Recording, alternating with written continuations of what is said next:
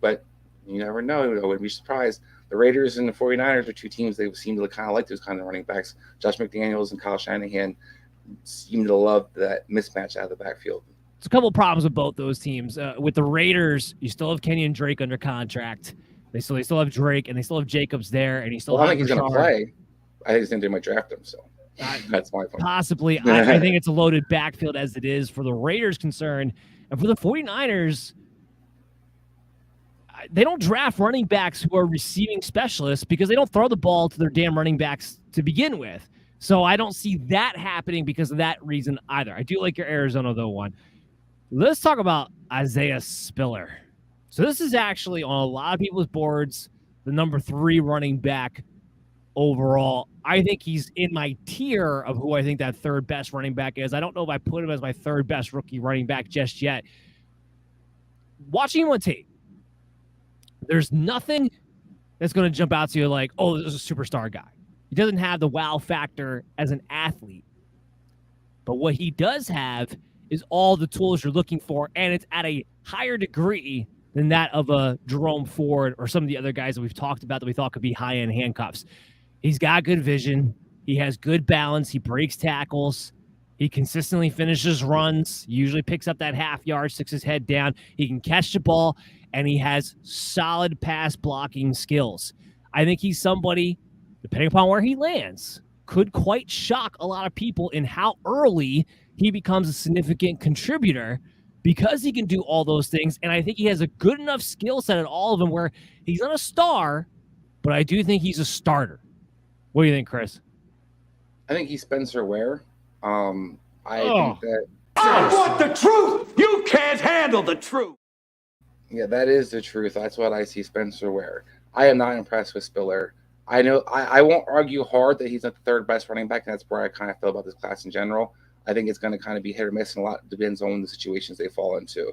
I think for him, I see some of the skills you're talking about. I do think a guy I put it list him as kind of a early down grinder. I think this is a guy who could definitely be utilized on the field. I can see him being used in the right rotation, but I don't still ever see him kind of being the guy. He never really stepped up in Texas A&M to kind of excel as people kind of expected him to be. And I know their quarterback play was atrocious, but their offensive line wasn't that bad. And I never saw the big plays that kind of talked about other guys, limited big plays. I didn't see Spiller have the big plays. It's about having the hands, but they really didn't use them. And the pass protection is something I'm not keen on with him. So I think he has the skills and the body kind of build to be able to kind of handle all these things. And that's where I kind of look at Spiller as he has the physical look to him. It's kind of like the quarterbacks that are 6'4", 230, have the arm. But is it really translates to the field? And I have not seen the production to kind of match with the physicality and the athlete you're supposed to get there. And I think that the 40 that he ran as a pro day kind of shows you that he's not as explosive as people kind of think he is. And that he had a very poor kind of showing. Now I had different reasons possibly why his poor performance was at the combine. But I don't think he really did anything at his own pro day to kind of make up for that in any kind of capacity, making you think he's a top tier athlete. He's not a value athlete. But he was still 25th playing in the SEC in 15-plus yard carries. Maybe he's not the home run threat, but he was consistently breaking off big chunks. 23rd in broken tackles. Again, good balance, good sturdy build. He was able to bust off a lot of different broken tackles and avoid tackles and things of that nature. Again, he's not the guy who's going to wow you. I'm not trying to make that argument, but he is a starter. He is a starter. I comped him to James Conner. I think he has a lot of similar skill sets to a James Conner. James Conner has now gotten 2 opportunities to be the main starter of a team. And you know what? If he does have that skill set, I think he's on that level of a skill set where if he finds himself in the right situation, like Conner did at the right time, he's good enough where the team may not press to bring in somebody else because he can play all 3 downs. I disagree with you on the pass blocking. I've seen enough tape of him on pass blocking. I think he's one of the better pass blockers on this draft class coming in. And you have a season like a Conner did where it's a fluky season, but he grinds out 16 touchdowns. He gets a 3-year contract, expected to be the starter. That's something in Isaiah Spiller's wheelhouse that I do think is on the table for him, depending upon where he goes. His draft value somewhere in that 3rd, 4th round. I think there's a good chance we're going to be talking about him getting selected during our day 2 draft. Well, I'll go with if he does get drafted in the 3rd or 4th round, I absolutely would add him to my dynasty and probably my redraft. Very good point. Because I think that's going to guarantee he's going to get playing time. Very good point. Yes, the draft capital, especially the running backs, right? What did we just talk about at the top of the show?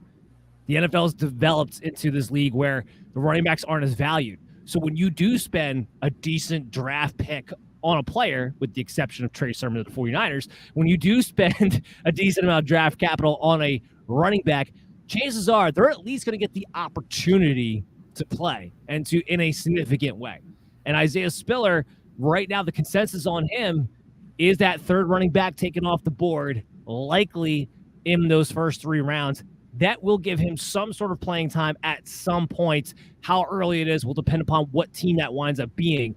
But that is the kind of draft capital we're looking for. Like the rest of these guys here, they're going to have to get in the training camp. They're going to have to prove it. Because when we start talking about the 5th round and on, it gets a little iffy at that point. But if it's definitely the top 3 rounds, and I would say that 4th round more times than not, that running back's going to get that chance. Chris, is there anybody we didn't talk about real quick that you want to mention?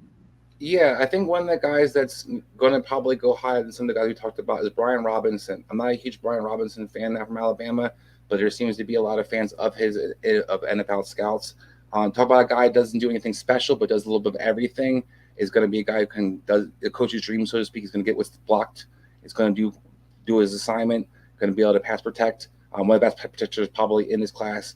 So you put all those things together, ran a 4.5. And at the combine, I think this guy's going to be probably the 3rd or 4th back off the backfield because there's a lot of talk about him being a guy that people really like. Necessarily somebody that people think is a game changer, or nor do I, but is a person that you're going to kind of keep on your radar because the draft capital is if somebody's drafting him there, then that means they probably plan on using him. The other guy was Tyler Beatty from Missouri. Talk about a guy for especially PPR purposes, has a lot of Nyheim Hines skill set. A guy's definitely going to be a 3rd down scat back, isn't going to be utilized in early down probably at all, but is very effective out of the backfield. Is definitely a mismatch, and depending on where he gets kind of drafted, if you go see him go like 4th, 5th round, he's probably going to be utilized as a guy out of the backfield in kind of that that satellite role. Yeah, I'll talk to your Brian Robinson point. I comped him to Jordan Howard.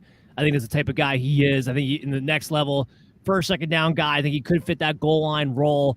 I think he could find himself in a platoon situation as the early down back where he'll be expected to go 3-4 yards, a Mark Ingram type, a Jordan Howard type. I think he could be something of that guy, but I think he's even less of an explosive athlete. Like that 4.53 he ran, I was shocked because I don't see that on tape. I don't either, and I think this is all about him going to Alabama from what I'm understanding, is because he's able to do all the things he's supposed to do, coming from the pedigree. There are people there's a lot of scouts out there that are kind of big on him as a result. No, you're totally right. You're totally right. I do think he's a guy who might come in that 4th, 5th round. Another guy right now is being talked about in that same 4th, 5th round, but I'm not as keen on is Dameon Pierce. He's the type of guy as well that I don't know. He might go in that 4th, 5th round. I don't know exactly what he brings to the table. He's kind of same vein as a Brian Robinson. I think he is more of a 1st, 2nd down type of guy. And even in Florida, he was never really able to take over the role as the main guy they went to. He was always in a split time because he wasn't that special. Well, this is the guy that I think you're going to hear the most overhype of. There's people who have him as a top running back on their boards. That there's such a very strong opinion about this Pierce kid. I'm with you. I think he's a good athlete. I think he could be a contributor, but I don't see any more than a guy who's probably going to just hope for an opportunity. If somebody gets hurt or the first 2 guys get hurt, I don't think he's a good pass catcher at the backfield. I don't think he has a clear role. He's not necessarily the grinder that you're going to use for short yard situations, but I see a guy who has a good skill set that if maybe got a chance to kind of shine, he could. But people seem to love this guy, and they're kind of projecting on him because of all the big plays he had in Florida. But I think it's kind of hard to go off of that. We've seen a lot of players get projected, like I talked about Kenny Bellage before earlier, off of limited usage, and then think, well, what they're going to do if they get more carries. There's a reason sometimes they don't get more carries, and there's a reason a lot of guys start off great, and then as usage continues, they're not so explosive. This is one of those guys I would definitely say buyer beware. Next week, we're going to be talking about the wide receivers. And unlike the running backs, we're kind of having mix and matching and figuring out what we're going to do. There's a lot of wide receivers to talk about. A lot of really good wide receivers. I've been reviewing the film on all these guys, and there's very few guys that I feel like are potholes when you talk about this wide receiver class from top to bottom. And it's just all going to be about, where did these guys wind up at, what teams, what schemes, what coaches, and all that jazz. And it's going to be a jam-packed one. It's the wide receivers and both offensive and defensive linemen when it comes to this draft class are so deep. There's going to be a lot of value in these guys from the top to the bottom of the draft. Maybe not in too many other positions outside of that. But, yeah, when we talk about wide receivers next week, oh, man, things in fantasy football are going to get very, very interesting when these guys are coming off the board as far as what target shares are going to be. Right, Chris? Yeah, the receiver in position, especially with some of the opportunities that are out there, like a Green Bay, for example, just throw some teams out there. I think that when you look at this receiver class, I'm super excited. My biggest struggle for myself is who's the top running receiver I have on my board. But you talk about the kind of the depth. I think there's a lot of depth in this class, but there's also a huge chasm. After you get past those top like 6 guys, it's like a bunch of good guys, but they're not till 4th, 5th round, 6th round. A lot of guys that you can probably have your team. Yeah, exactly. And I think it's going to be really interesting to kind of find those guys. And I think it's great to watch our show to kind of help you navigate those guys. We kind of helped you navigate last year through Terrace Marshall. We talked about, people getting hype and kind of what to look through. We warned you Terrace Marshall get a lot of hype. Don't necessarily buy it. And, a year later, we weren't necessarily wrong. So hopefully next week we can kind of help you again. We'll keep that going. I'm very excited to talk about that one. Guys, make sure you check us out on Belly Up TV and on the Roku Belly Up Sports channel. Subscribe to us on YouTube and check out our podcast. But also, Belly Up has become the home of the NLFA. We're premiering their games on Monday nights on double headers. Monday Night Mayhem. The guys have been doing a great job with that. I want to give them a shout out. We'll have another double header again next Monday night. Some spring football action for you guys to enjoy while we wait for the real thing to come in the NFL and the NFL draft coming up. So make sure you tune it in. The broadcast from Belly Up is the best part about it, I'll say, because the football guys are great. It's always fun to watch football, but this crew, it was really entertaining to watch. So I implore everybody, turn on bellyup.tv, turn on your Roku channels to Belly Up Sports, and you're going to get a nice good time on a Monday night. Who could ask for anything more than that? I'm your host, Damian. I'm joined here with Chris Dahauer. We'll see you guys again next week on the MD's Fantasy Football Show.